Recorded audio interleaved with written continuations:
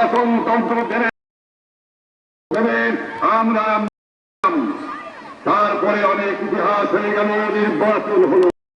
আমি প্রেসিডেন্ট খান সাহেবের সঙ্গে দেখা করেছি হিসাবে তাকে 15 ফেব্রুয়ারি তারিখে আপনি জাতীয় পরিষদের অধিবেশন দেন। তিনি রাখলেন ভট্টু সাহেবের কথা। তিনি বললেন প্রথম সপ্তাহে মাস মাসে হবে করবো।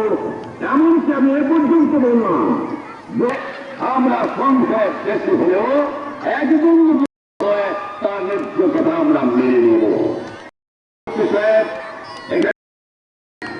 আলোচনা করলেন, বলে গেলেন যে আলোচনা দরজা বন্ধ না, আরো আলোচনা হবে।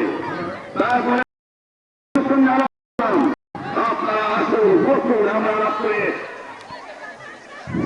সম্মানিত সুধীবৃন্দ, আপনারা দেখছেন যে সুন্দর একটি ঠাকুরের সাপ খেলা দেখাচ্ছে। নববধূ সে নববর এবং কনে সে বিবাহ অনুষ্ঠান, আর একদিকে সেই ক্যাম্পে মদ্যপান এবং তারা কিভাবে সেই গ্রামের আমাদের সেই আভ্যন্তরীণ খবর ক্যাম্পে পৌঁছে দিচ্ছে, ঠাকুরের সাপ খেলা দেখাচ্ছে, শিক্ষাকে পাঠদান করছে।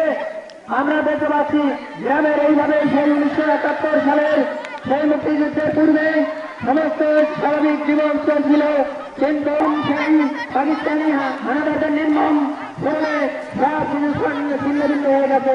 সে দৃশ্য আপনারা একটু পরে দেখতে পাচ্ছেন। আমরা দেখতে পাচ্ছি যে বধুরা ভাত রান্না করছে, সাপুরে সাপ খেলা দেখাচ্ছে, কৃষক মাঠে কাজ করছে। তিনি বললেন মেম্বাররা যদি এখানে আসে তাহলে তিনি বললেন যে গ্রামে তাহলে